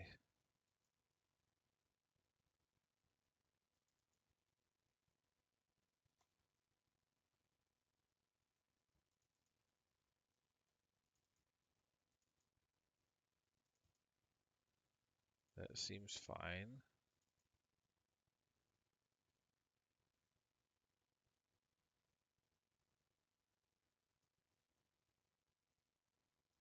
Did something get locked that shouldn't have been? Where's the circular reference?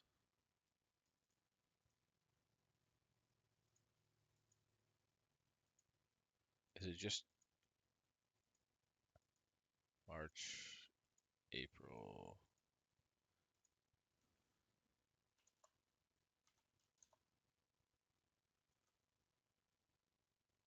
Is there an error or not?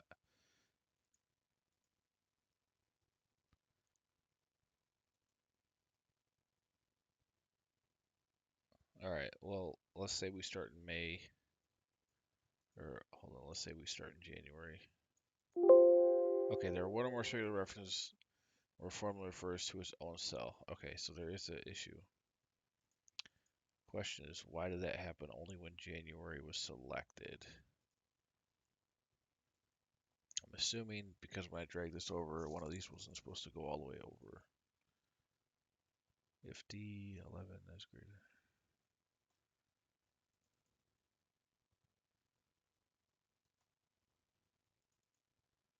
I know it can't be with the formula because when I drug the formula over, here it is.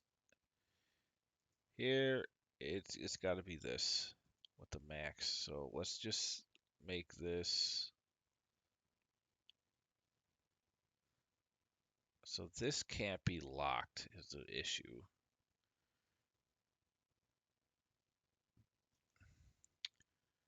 This needed to say to see.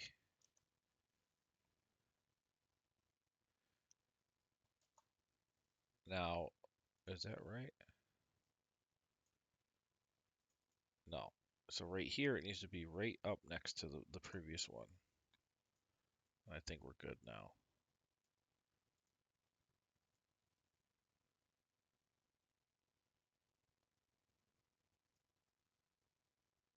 No, no, no, no, no, no, no. What in the world? We were good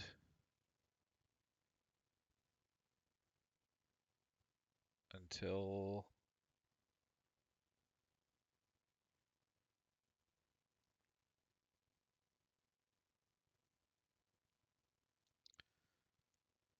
Oh, I know. It's taking the max and it's just compounding it.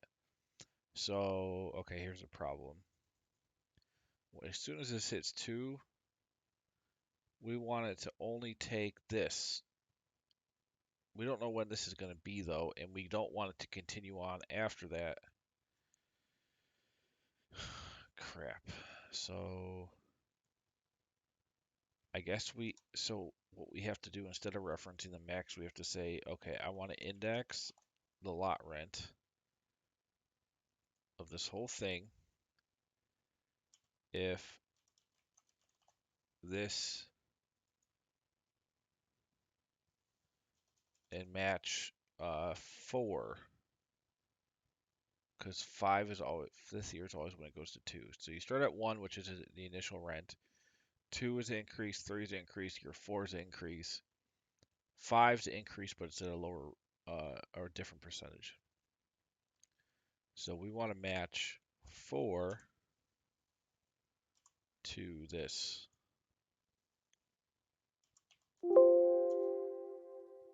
which is 549. And then that's what we now reference when we increase at the new rate instead of the max of the previous cells, because that's definitely going to cause an error. So instead of the max, we just simply go here and just do this one and lock that.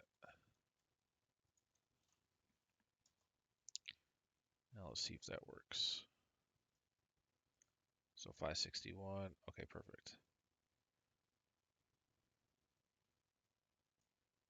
Tough logic in here. Very interesting. I love all of this logic. It's really fun, but definitely tough. So that's like before you get into stabilize, that's where it gets to, which that might be a good number to call out anyway. All right, so we're 524. I just want to make sure this is always 2%. So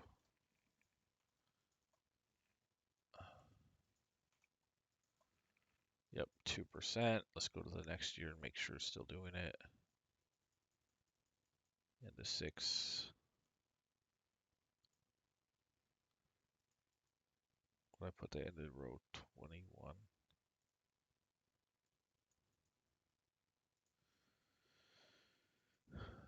All right. I mean, we're definitely making progress here for sure. Because, all right, 2%. Good. It's working. 7. And then over here, these earlier years, it should be 5%.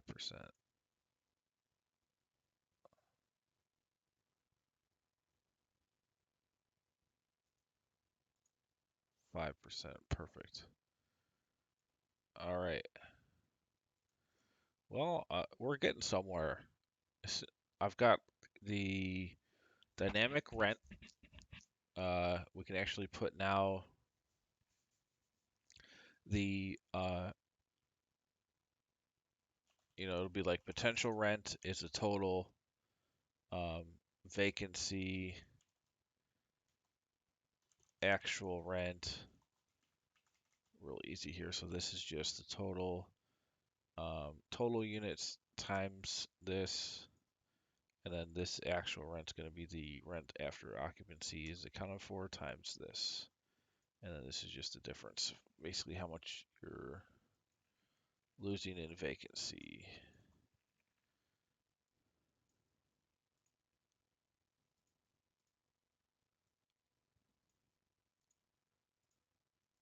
So cool. We got down to revenue with all of that taken into account. Now we can get the revenue in. We can put in the relevant cost for the first mobile home park, and then we will have net operating income, and then from that I can then finish the amortization schedule, and then once that's done, I just replicate for the other 39. Now it won't be as hard because all the logic's built. I just have to change some references around to reference the right description of the parks.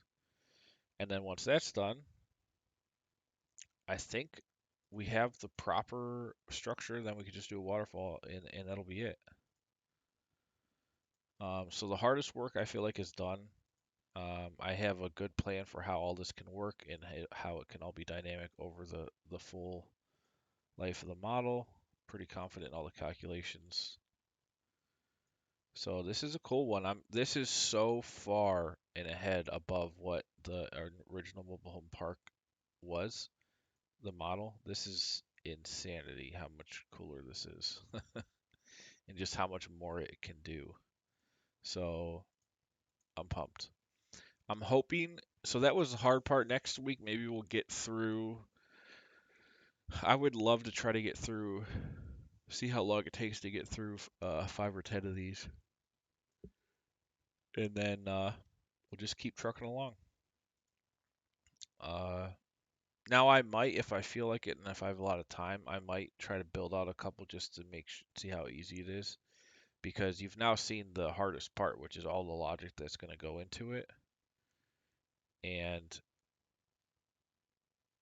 all this is dynamic. I might test it out with the second one, and if that works, I might just, paste, paste, paste, paste, and go all the way down through.